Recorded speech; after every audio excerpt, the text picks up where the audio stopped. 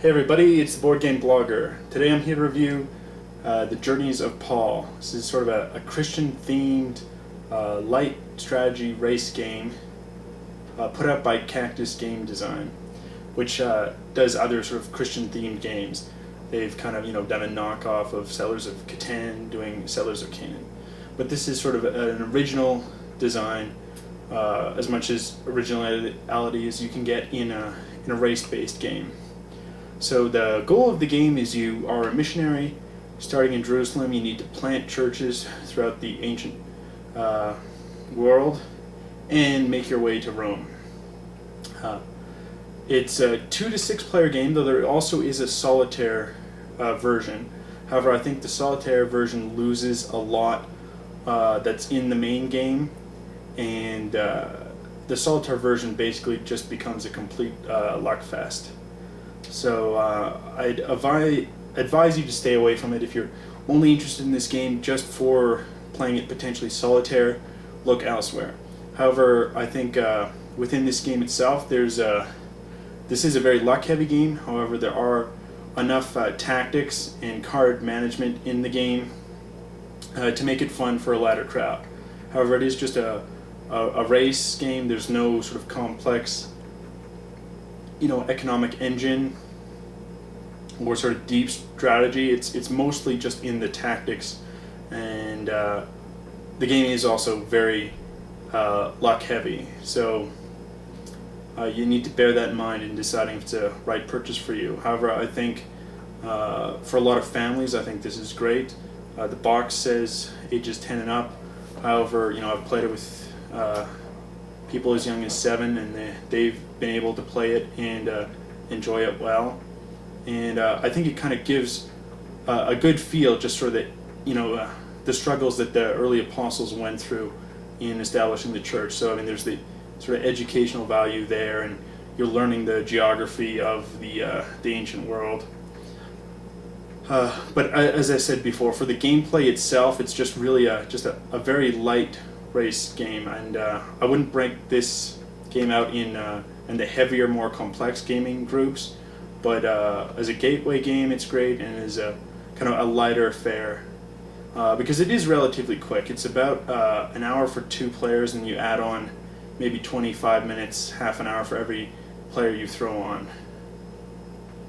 So why don't we look at how the game's played and how you go about sort of establishing churches. Let's take a closer look at the board. Okay, so here's the board set up. It's sort of the 1st century, and like Paul, you're a missionary heading out of Jerusalem to establish churches. Now there's already some pre-established churches here, as we can see.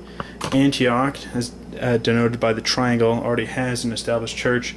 Tarsus, because of the circle, doesn't. So we start here in Jerusalem. Now each turn it's a very simple turn. It's very easy to learn the game. Here is sort of a reference card. So what you're going to do is you're going to state if you're going to build a church, move by land, or move by sea. And then you draw an event card to see what the reaction is. So here you can build a church or move normal. However, there's a flood, and if you already have a pre-established church here in Sinope, Alexandria, or Puteoli, then that church will lose and not become a full church. However, that can be protected by a deacon, which certain cards give you deacon cards. And then if, let's say we wanted to move by, actually build a church. Let's say we were here, and instead of in Jerusalem, we'd already moved, and we were in Caesarea, and we'd gotten this card, Gentile leaders spread false rumors.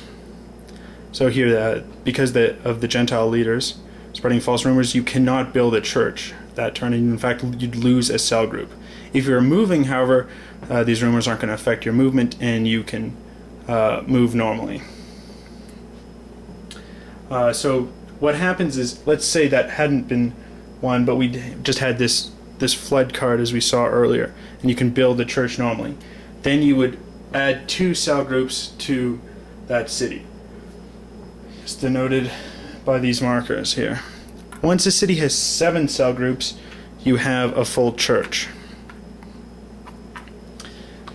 Now, depending on the length of the game you set, you could set, say, 3 churches, and then make it to Rome if you wanted a shorter game, or if you wanted a longer game, you could say 6 churches have to be constructed, and then make it to Rome. And so the difficulty arises, and you can have these disaster cards, like the flood or member disunity, which breaks apart the full church in a city, and you'd have to go back there to sort of rebuild it.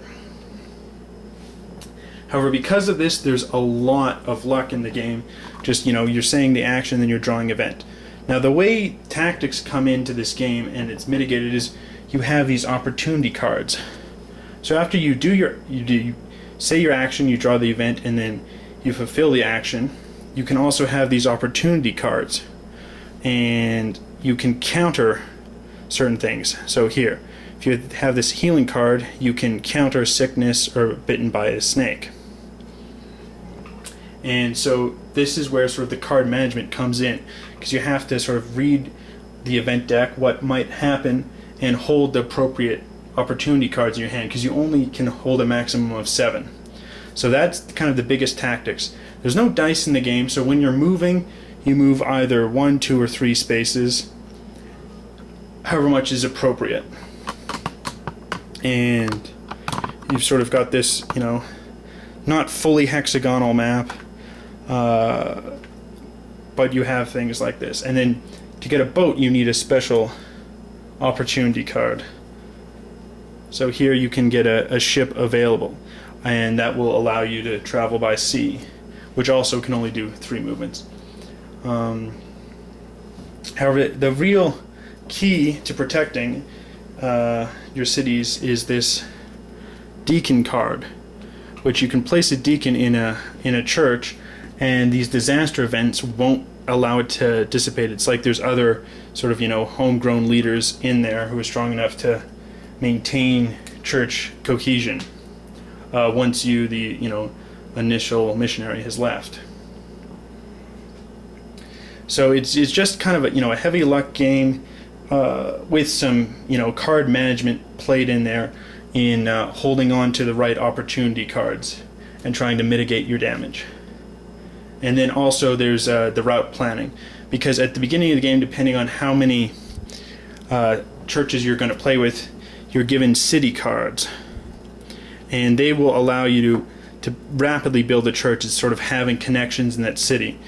So here in Lycia, which is in Crete, if you get there and try and build a church, you can play this city card, which gives you 3 additional cell groups. So you can build the church much faster. And so there's some competition coming in there, is if somebody else starts building a church where you've got a city card, you might want to try and race over there and build it. Because both, multiple players can be building a church in a particular city, but by placing cell groups in. However, once a full church is in there, and other players can't be adding in cell groups. However, if the church falls from a full 7 cell group church down to say 6 or 5, somebody else can complete a church there. So that's sort of how the game works. There's I'd say the biggest problem with the components, which are generally pretty good. I mean, the board's nice. There's decent artwork on the cards. It's not fantastic, but it doesn't look amateurish either. But the biggest problem is for potentially colorblind people, because for C here we have a deacon and a church and a cell group, and there's no unique markings. This is how different colored church looks like. Normally you'll put a symbol on it or something, so a colorblind person can easily tell the difference. That doesn't happen here. So if you're colorblind, and this wouldn't be the best game to play unless you mark it up yourself, especially because some of the colors look very similar. There's a light blue and just the slightly darker blue. Otherwise, if you're interested in this race game, with a high luck component, which you can kind of mitigate through strong card management, this might be the game for you.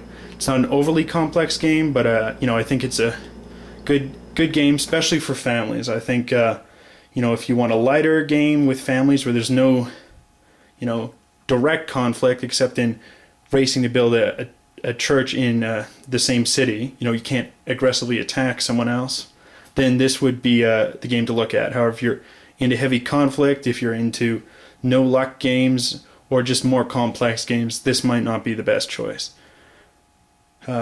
Till next time, have fun gaming. In the beginning was the Word, and the Word was with God, and the Word was God. And the Word was made flesh and dwelt among us, full of grace and truth. No man hath seen God at any time. The only begotten Son, which is in the bosom of the Father, he hath declared him. The Son of Man.